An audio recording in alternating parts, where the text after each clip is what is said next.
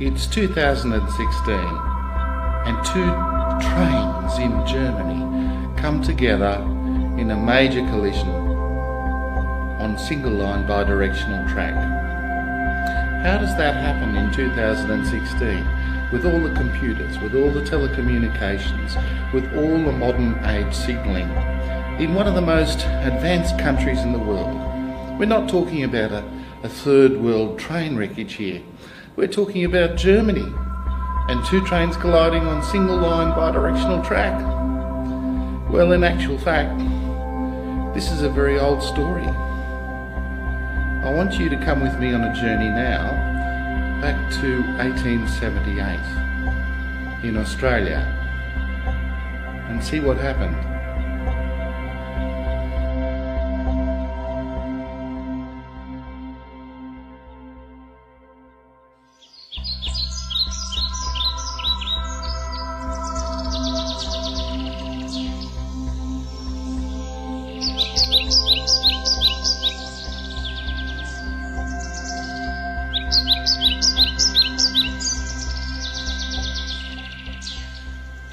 The year is 1878. The tiny hamlet of Emu Plains sits quietly below the majestic Blue Mountains west of Sydney. On its escarpment sits an engineering feat marked by the Knapsack Gully Viaduct, a magnificent sandstone structure which can be viewed for miles around. Known as the Lapstone Zigzag, the railway line zigzags up the steep escarpment. Its construction was overseen by John Whitten, New South Wales Railway's chief engineer and one of the leading rail engineers in the world during the 19th century. The Blue Mountains line is a single line of track that crosses the Blue Mountains. This is another picture of it taken in the 19th century of the little town called Valley Heights. The Blue Mountains is scattered with little villages like this.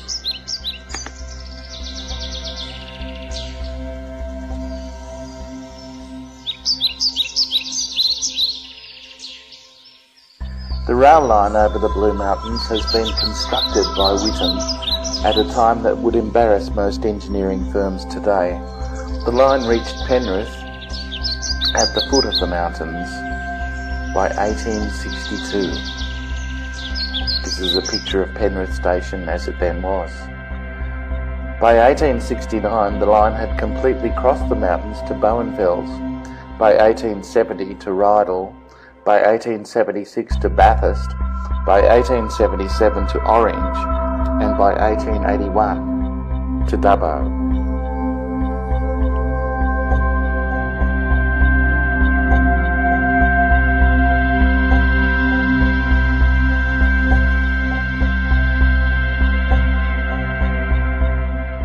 Between 1870 and 1880, the passenger rail traffic had gone from 776,707 passenger journeys to 5,440,138 passenger journeys, all in the space of 10 years.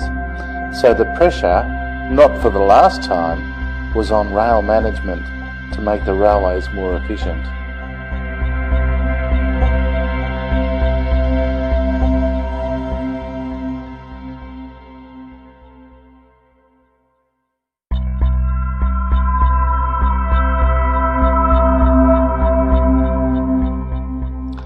With so much traffic, the single lines were inadequate for the increased two-way demand for track access. This demand led to pressure on the safe working systems to free up the flow of traffic. This culminated in a horrific tragedy on the 30th of January 1878, when two trains collided head-on at Emu Plains. At a few minutes after 11 o'clock on Wednesday night, a through goods train collided with an up special goods train at Emu Plains, just at the bottom of the Lapstone Hill incline. The trucks piled up high, one on top of the other, and somehow caught fire, burning fiercely, casting a lurid reflection over the surrounding hills. The merchandise and the coal were in flames and scattered over the line in broken heaps.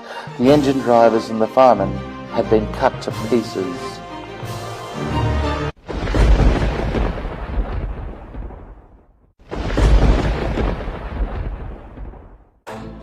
Two political giants ruled the New South Wales Railways. John Whitten, the Chief Engineer, and John Sutherland, the Minister for Railways. John Whitten wanted no change at all. He resisted the idea of staff and ticket. On the other hand, John Sutherland wanted reform. He wanted to have trains that were more freely running, and he wanted more efficient train running. To this end, each tried to exert their influence in the railways. Sutherland appointed Donald Vernon, who introduced working orders, and Whitten acted through Commissioner Ray, who cancelled the very same working orders. Thus the railways were effectively divided into two camps, and the staff didn't know who to follow. So what was the difference between Whitten's regulations and Vernon's working orders? Well, under Whitten's regulations, a train that crossed another train had to arrive 15 minutes before that service was advertised to leave in the other direction. This contrasted with Vernon's working orders, which gave discretion to the guard and basically said if there was a doubt that a station master should telegraph ahead asking whether the line was clear, and if that clearance came, the 15 minutes could be disregarded, and basically that it was up to the guards to space the trains, provided that they had the written telegraph from the station master assuring them that the line was clear. The problem with telegraphs, of course, is that both parties have to cooperate and send them, and if half the staff are not following the same rules, this is very hard. At Kelso, this blew up on November the 5th, 1877, when Station Master Pass at Kelso sent on a freight train after sending a telegraph, but Station Master Higgs at Bathurst also sent a freight train at the same time, but he didn't send a telegraph. The head-on collision was averted by a horseman who spotted the collision, or potential collision, from a hilltop. Management ramifications for this were very rapid. Vernon immediately blamed Higgs and commended Pass. He suspended Higgs. However, Whitten intervened through Commissioner Ray, and he blamed Pass and reinstated Higgs. Minister Sutherland, whose power was quite in the ascendancy in December,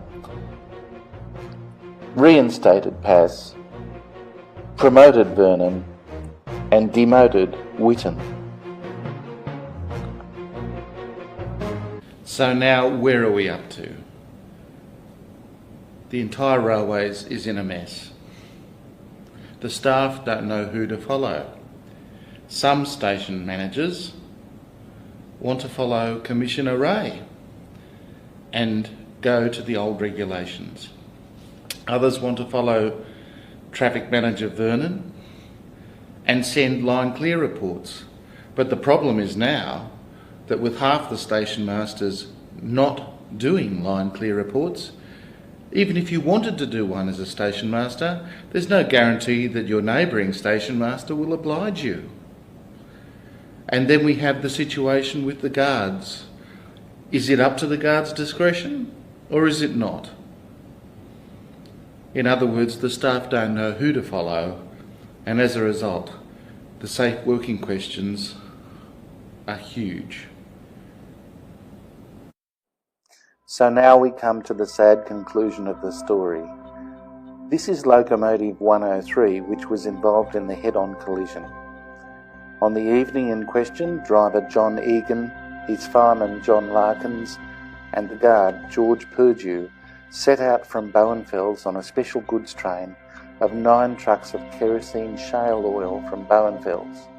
The train passed Katoomba at 8:25, Weatherboard, today known as Wentworth Falls, at 8:50, and arrived at Blue Mountain, today known as Lawson, at 9:25.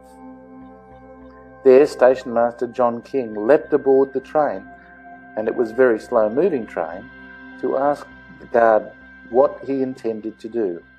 George Purdue indicated that he would cross the down goods train at Wasco Siding, that is Glenbrook. He would go to Glenbrook and wait for the freight train. Thus, King sent this information to the Penrith station master by telegraph. And from then on, the train's fate was sealed. Somewhere between Lawson and Glenbrook, guard Purdue changed his mind. He must have thought that he could make Penrith, where he lived, by 11 o'clock, but also that this freight train he was crossing was quite often late, so he obviously thought that he could make it in time. His watch was later found to be 25 minutes slow, but surprisingly in those days many stations had no clocks at all, including Lawson. 45 minutes was the normal time for going down the lapstone zigzag, but guard Purdue obviously thought that he could do it in about 15 minutes. Today the lapstone zigzag is a walking trail. As we go down the hill, we can imagine what those final moments before the crash would have been like.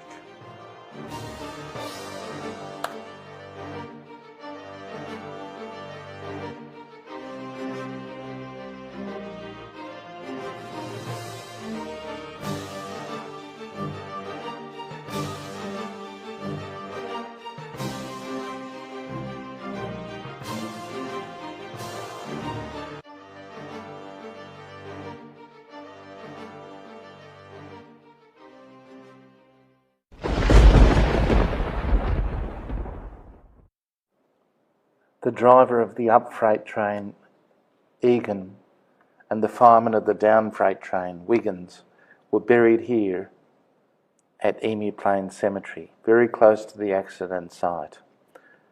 All up, 5 train crew died. Guard Purdue was charged with manslaughter. At his trial, Defence Counsel raised the management civil war over safe working within the railways as a defence. This was ruled inadmissible by the judge.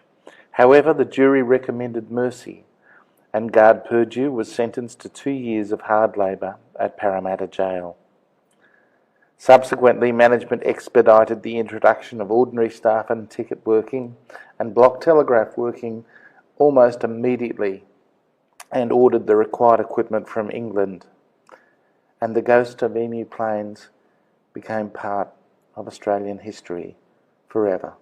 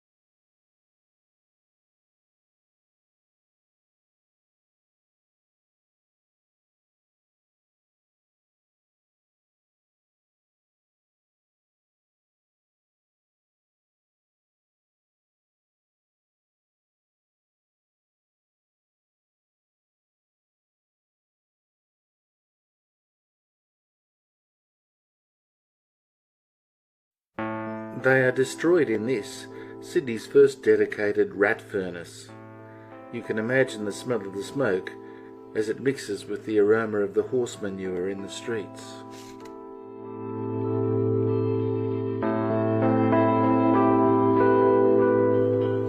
To fight the plague, the health department sent photographers to some of the poorest areas of the rocks in Sydney to record the sordid conditions.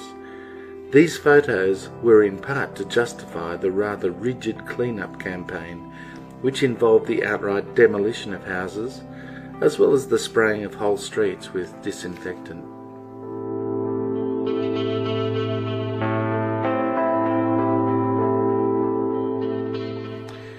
This is a typical kitchen in the rocks at that time, totally filthy. This was a typical backyard, with children laying in the filth and muck.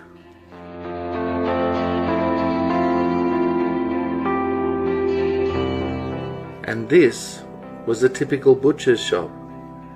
Anyone for steak and sausages?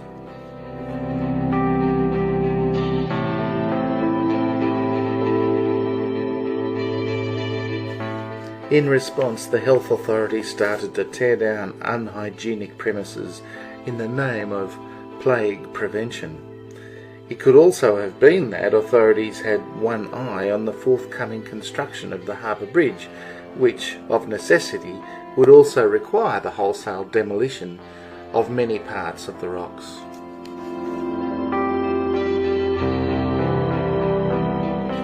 And also many streets and drainage systems were sprayed with disinfectant and cleansing agents, the wholesale effect of which was to seriously impede the plague.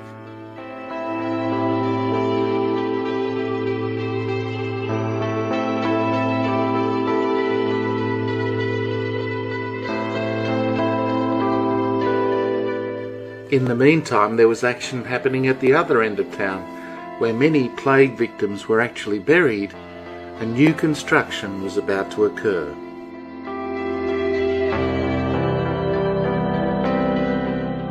After 2 royal commissions, Sydney's 3rd central station was about to be constructed on the old Sandhill Cemetery at Devonshire Street. Up to this point, there had been 2 prior Sydney stations. This is the first one that was built in 1855 and lasted through to 1874.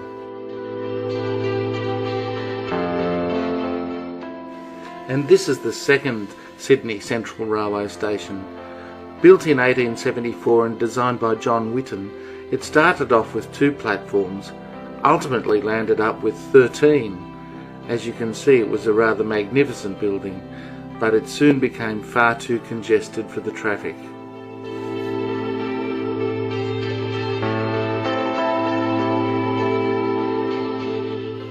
It is perhaps pertinent to note here that yesterday's railway workers were not dressed in high visibility vests.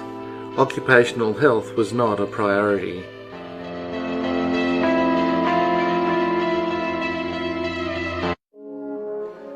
And so it was that on the 30th of April 1902, Minister O'Sullivan laid the foundation stone for Sydney's 3rd, and up to this point, final central station.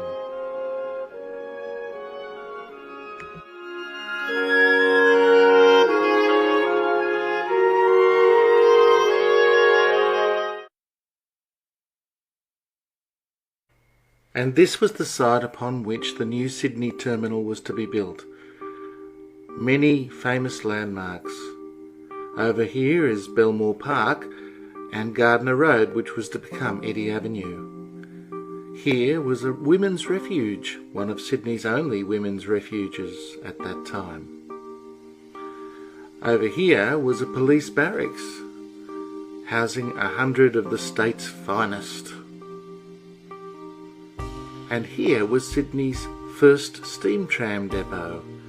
Sydney in the 1800s had used steam trams to haul double-deck carriages around. The double-deck carriages had formerly been hauled by horses. Now the little steam trams ploughed the tram roads. This picture was taken at the corner of Market Street and Elizabeth Street. This picture was taken at the intersection of Oxford Street and Liverpool Street. Again, the cute little steam tram ploughing its way through the city with the beautiful double-deck floats behind.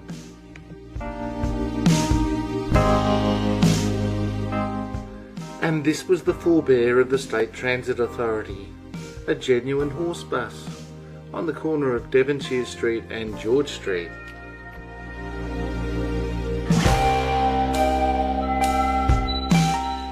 These trams and buses were to evolve into a system of electric trams, like these seen on George Street in Sydney in the late 1890s.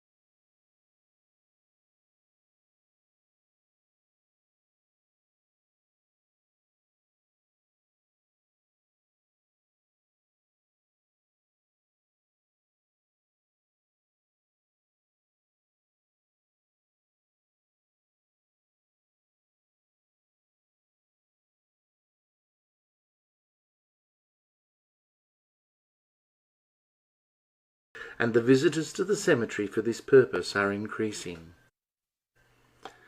As progress was made towards the completion of the station, you can see in the far distance of the construction site the Sandhill Cemetery itself stripped bare of bodies and revealed and peeled back to the bare sandhills that were underneath it.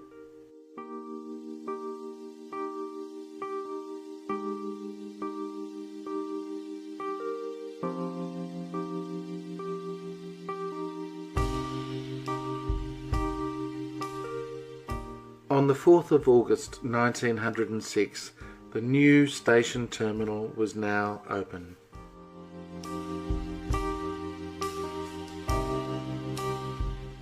At first, trains had to proceed through the second station to arrive at the new Sydney terminal.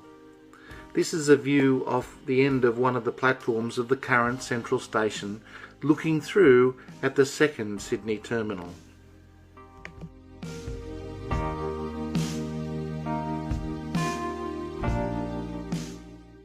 As finished in 1906, you can see the predominance of the main roof over the structure, and of course you can see that the station is still not what it is today. During World War I, construction of the clock tower started. The clock itself was not to be finished till 1921. Other floors were also added to the building during this period. But in all this, what about the unclaimed bodies? The bodies came out here, to Eastern Suburbs Cemetery. When they moved the bodies, there were some 30-odd thousand headstones. Today, only about 2,000 are left.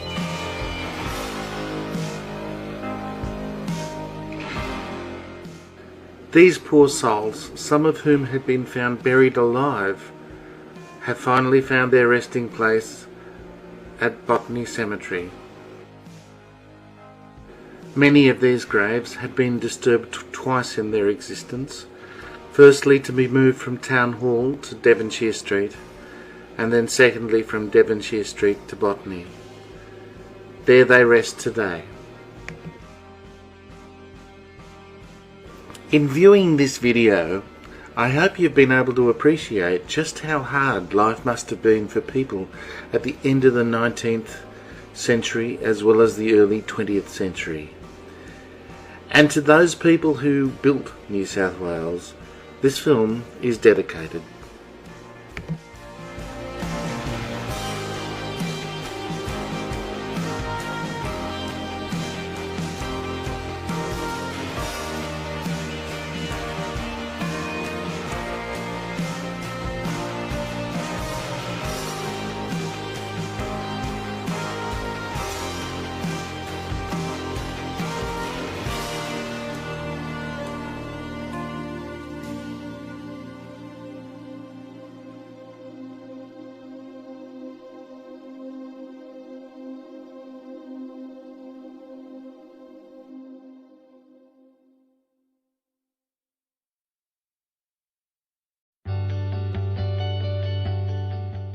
I'm here in Sydney's Central Station, and did you know that this is actually the third incarnation of Central Station? The first was built a little bit further south in Redfern along Cleveland Street in 1855, and itself replaced in 1874 by a second station in the same location. Later, the line was extended north past Cleveland Street and over Devonshire Street to Central Station's current location here alongside Eddy Avenue.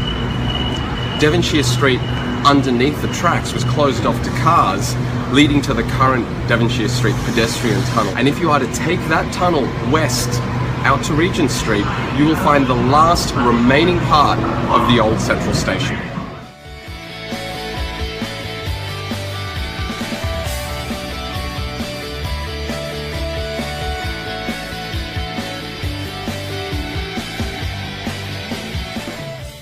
I'm here at Mortuary Station, the last remaining part of the Rookwood Cemetery line that was built in 1864 in order to service Rookwood Cemetery, located next to Lidcombe Station in Sydney's west.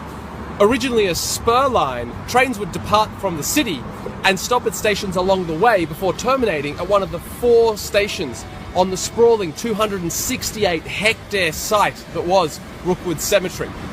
In 1869, this platform was built on Regent Street, just south of Central Station, and serviced funeral trains bound not just for Rookwood Cemetery, but also Sandgate Cemetery in Newcastle and Warrenora General Cemetery in Sutherland.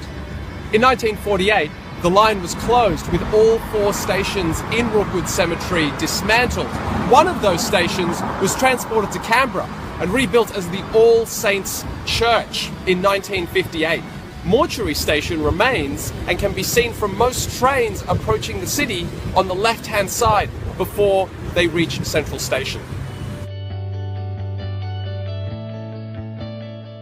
Petersham Station on Sydney's T2 Inner West line has 2 disused elements. The first one, found on the northern side of the tracks along Terminus Street, is this first-class platform. It was the only first-class station built in Sydney during the 19th century, and was built in 1885 after the original Petersham Station was demolished from its original location up on the northern side and rebuilt here as a current island platform. The second element is on the southern side of the station and is this former turnback siding where trains would terminate, turn around and return their journey towards the city. Today it is used as a training facility containing a train on its own set of tracks and a bus. The T1 Northern Line crosses the Parramatta River here between Rhodes and Meadowbank stations, and originally did so on this, the Meadowbank Bridge, which was built in 1886. By 1980, it had been replaced by the adjacent John Whitten Bridge, which carried 2 tracks but had the potential to be expanded to 4. The John Whitten Bridge is named after John Whitten, who was the designer of the original Meadowbank Bridge. In fact, you can still see some evidence of the original tracks just down here, crossing on the Meadowbank Bridge itself. By the year 2000, the Meadowbank Bridge had been refurbished and reopened, and now carries pedestrians and bike riders. The Royal National Park line opened in 1886 and continued to operate until 1991. By 1993, it reopened as part of this Sydney's Tramway Museum.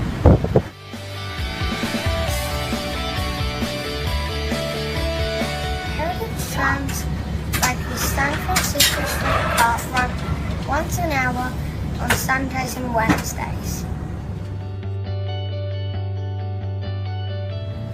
The Royal National Park line ran from Loftus to the Royal National Park station, located here, which is the terminus of the tram trips from the Sydney Tramway Museum.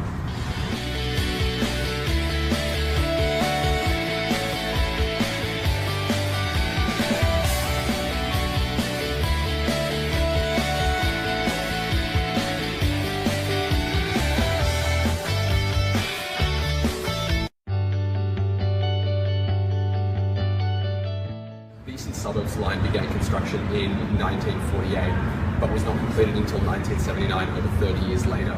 4 platforms were originally planned, 24 through to 27. However, only platforms 24 and 25 were ever built. Evidence of platforms 26 and 27 still exists in the elevator down to platforms 24 and 25, but just like the unused platforms, the button remains inactive.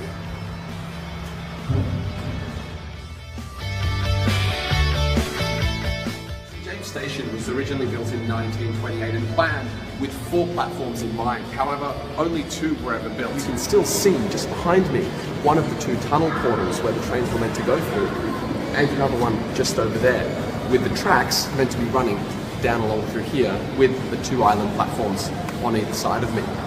That means we still have a lot of tunnelling through St James Station that was never used, that has in fact been used for movies such as the Matrix movies or the Australian horror film The Tunnel.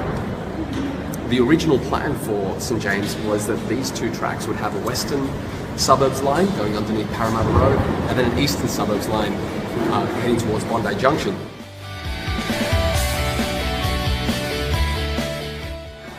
Wynyard Station originally had 6 platforms. Today it has 4, platforms 3 and 4, and also platforms 5 and 6.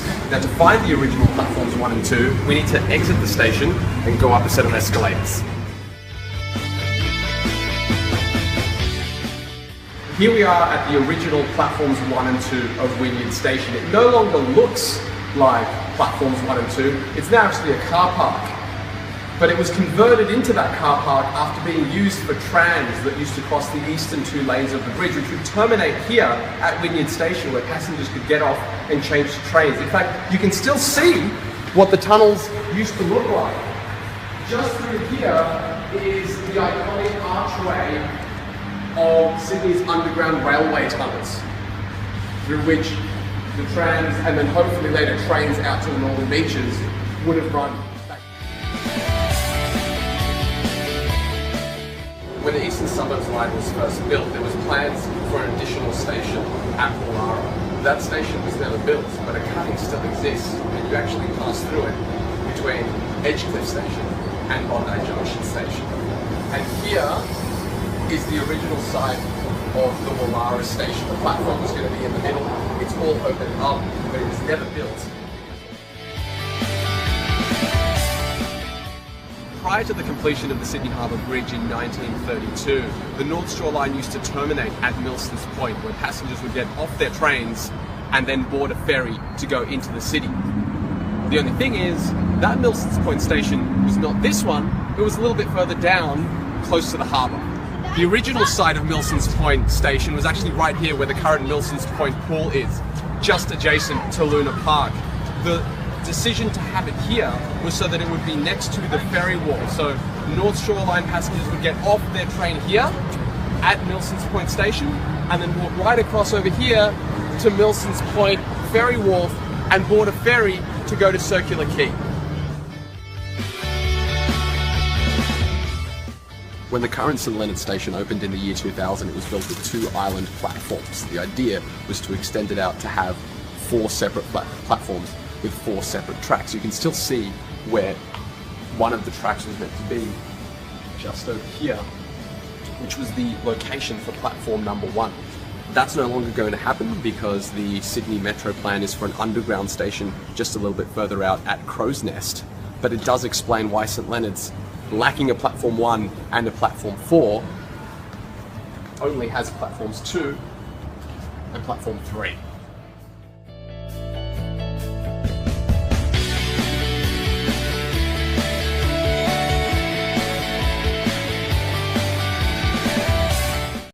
I'm about to head off. The first issue that I had today was about 3-4 hours ago, just before I went to bed, when I realized that the plan I had set up actually wasn't going to work. There was a incorrect transfer made at Granville, and I was going to miss the train by about 3 minutes, so I had to fix that up and push the plan back by almost an hour. My current plan will be finished in about 17 hours, 25 minutes, but I'm only running on about 3 hours of sleep, so it is going to be a very long day. I've got everything packed right here in my bag. About a day's worth of food. I'm hoping to get through all of that in 17.5 hours. The idea of the All Stations Challenge is to get to all 176 stations in the Sydney Trains network. So it's everything up to Barara and Richmond, and Emu Plains and Macarthur, and Waterfall, Cronulla, Bondi Junction. It includes the Carlingford line and the Olympic Park station. There are, last I checked, 8 of us who are taking this challenge today. It used to be known by various names, including the City Rail Challenge and the All Day Challenge. We're meeting at Central Station at 5:30 in the morning. You're allowed to start any time after 5:30, and your time goes from the first train that you get on up until the last train that you get off. You must start and end both at Central Station. You are only allowed to take the train. You can leave a station, but you must enter back into that station before continuing on. So all travel must be on train. To be honest, the only point where that really might help at all to break that rule would be to go between, say, Erskineville and McDonaldtown. It is apparently theoretically possible to do this in about 15.5 hours. My plan takes about 17.5 hours. It starts by going west to Lidcombe via Strathfield, then returning back to the city via Bankstown. From Redfern, I take a T4 Illawarra line train down to Cronulla, and then another one to Waterfall, and then complete the line by returning to Bondi Junction.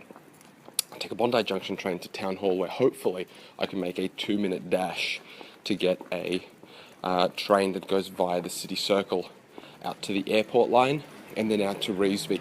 That is one of the critical moments of the day. I only have 2 minutes, and it's quite a tricky move to get from one end of Town Hall Station to the other. If I do make it, then a change at Revesby will take me out to Macarthur and then back up to complete the stations on the Bankstown line that I missed earlier, and then up to Granville, where I will head out west to complete the western ends of the Western Line out to Richmond and also Penrith. I will be returning back and then heading up north to do the northern and north shore lines, at which point I return back to Central. Now, if I do miss that 10:48 train that goes through the city circle, then I have to complete the city circle right at the end, and that will add quite a few minutes to my time. However, that is pretty much the only tricky point at this moment. There is an opportunity at Granville, if the train heading out west on the Western Line is late, to catch that train and significantly reduce my total time.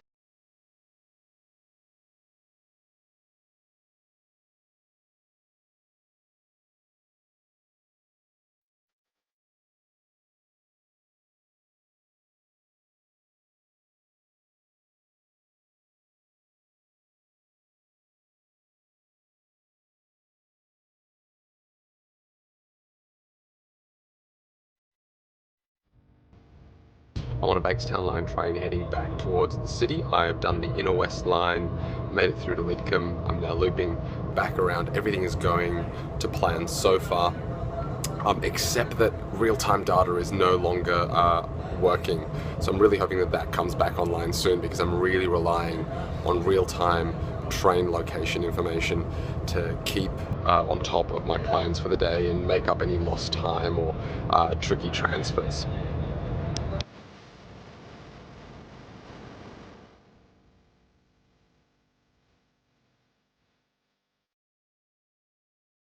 I finished the Inner West line and I've come back to Redfern via Bankstown. Now I am on a Tangara headed down towards Hurstville. I'm going to finish the Illawarra line, both Cronulla and Waterfall, and then head back up to Bondi Junction, and that should get me through to the end of the morning rush hour and hopefully avoid most of it.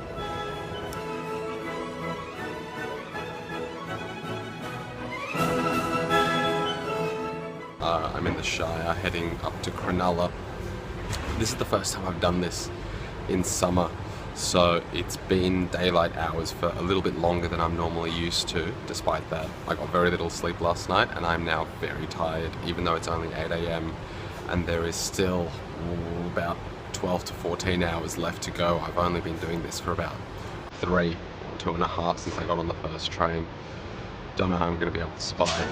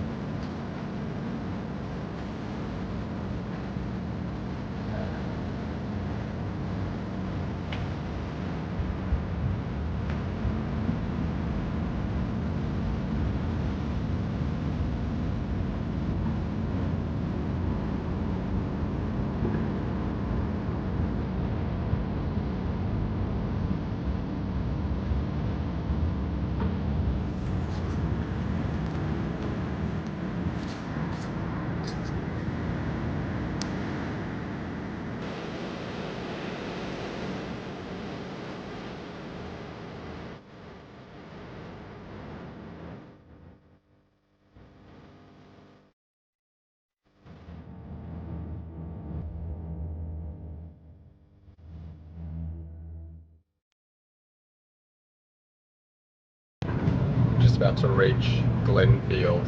I've done the entire of the T4 line from Cronulla, Waterfall and up to Bondi Junction, then went around the city circle out to Revesby via the airport line, and I'm now headed down to Macarthur. Once I reach Macarthur, the plan is to go up towards Granville, but first finish off the bit of the Bankstown line that I haven't yet finished, and then after that go off and do the Western line. That leaves the Northern and North Shore lines to finish right at the end of the day. I'm waiting at Macarthur Station. Everything so far has gone according to plan. So just a quick recap of the day so far. I caught a train from Central at 6:33. It arrived at Homebush, where I changed for another train to get me to Lidcombe at 6:22 AM. Then at 6:26 AM, I caught a train to Redfern via Bankstown, which got me to Redfern at 7:14 AM, where I caught 5 minutes later a train on the T4 line down to Hurstville. From Hurstville the train terminated, and 6 minutes later I caught a train to Cronulla. That train turned around at Cronulla, took me back to Sutherland, At 8:45 I arrived at Sutherland, and then at 8:53 caught another train down to Waterfall, which arrived at 9:07.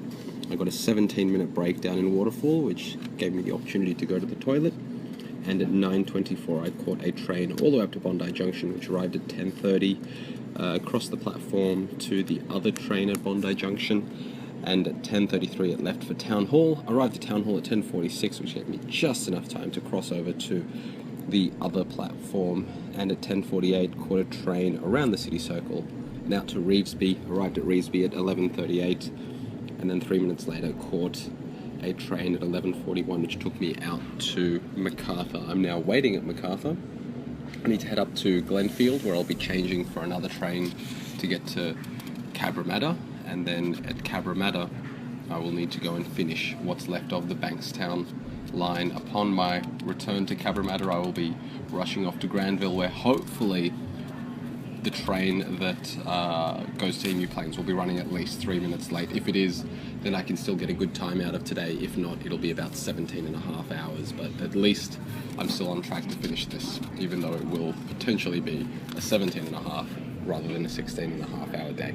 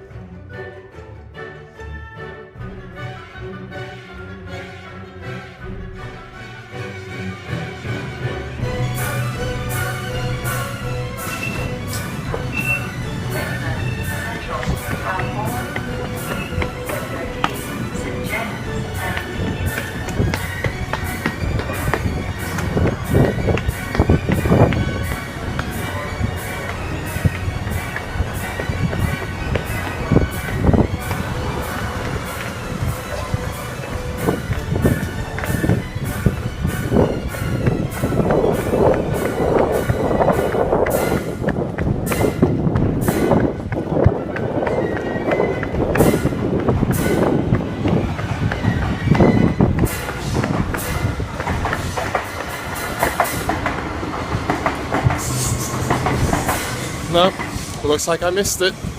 I'll get the next one in 10 minutes.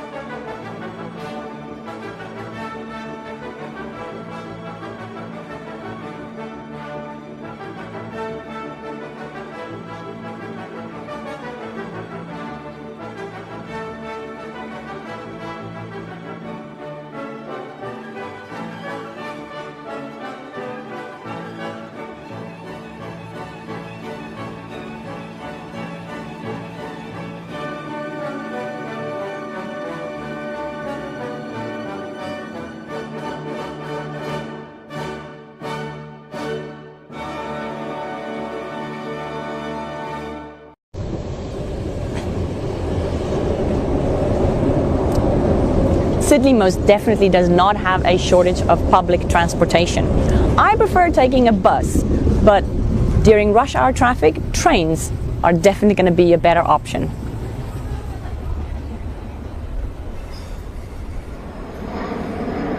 The Sydney Commuter Railway serves 178 stations over 815 kilometers of track. The trains operate around 20 hours a day with a break between midnight and 5 a.m. During these hours, you can catch a night bus. There are three ways that you can get a ticket. You can either go to a ticketing clerk and ask them to issue you a single journey ticket to your destination. If there's no ticketing clerk, then you can go to the vending machine and buy a ticket yourself.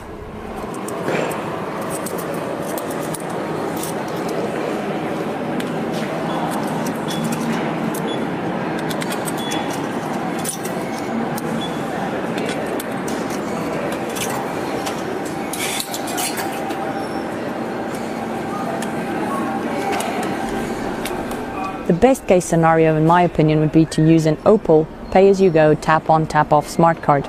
This is a contactless smart card that you use on most of the public transportation in New South Wales. You can grab an Opal card right at the airport as you arrive, or at selected stores around the city.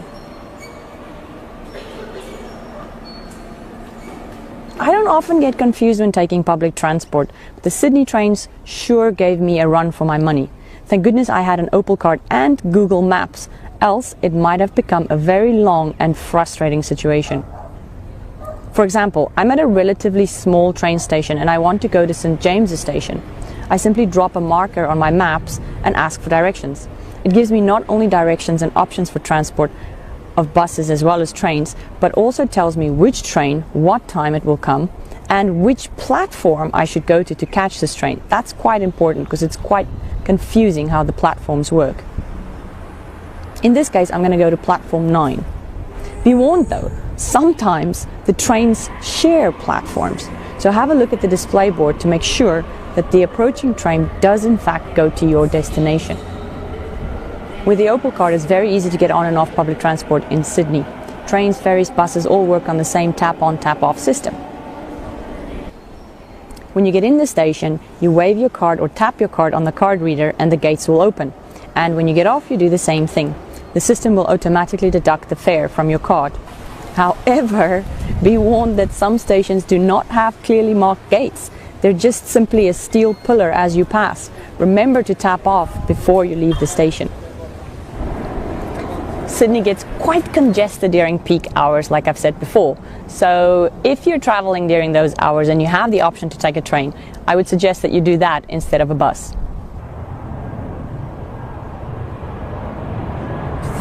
Planes and trains and everything going over at the same time. Jeez.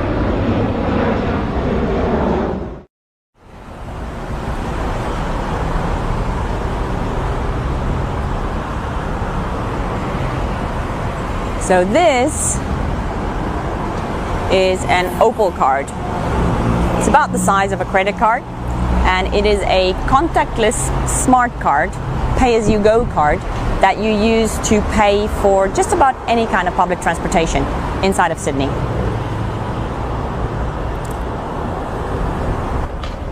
You can get your Opal card right as you arrive at the airport, and you can use it right away to take the airport link from the airport to the city.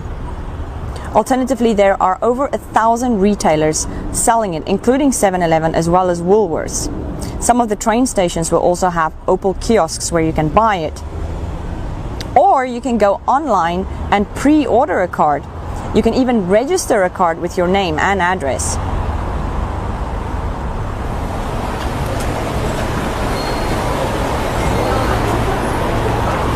There's more than one benefit by using this card. The most obvious is the ease and convenience. No need to stand in line to try and purchase a ticket and figure out how much you need to pay and where you're going. Simply tap or swipe the card in front of the card reader at the train station or the bus or the ferry terminal. The gate will open and you're good to go. When you get to your destination, again tap off before you leave the station.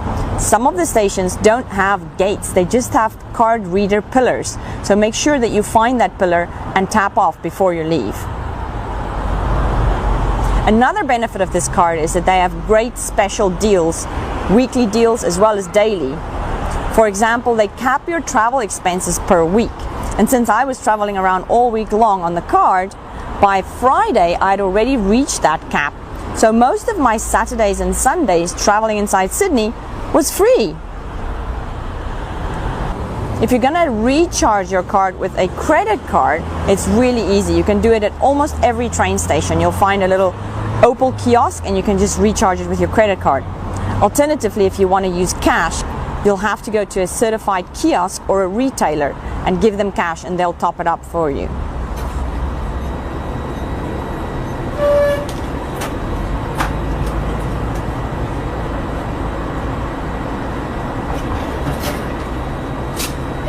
Thank you.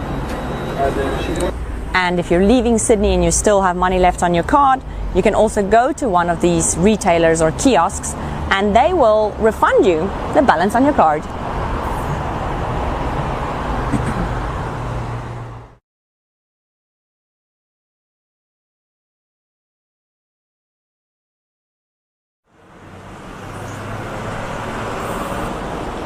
Sydney is a very pedestrian-friendly city. You're definitely going to do a lot of walking in the city, so best you bring a nice pair of shoes. That being said, they also have a nice selection of public transport to choose from.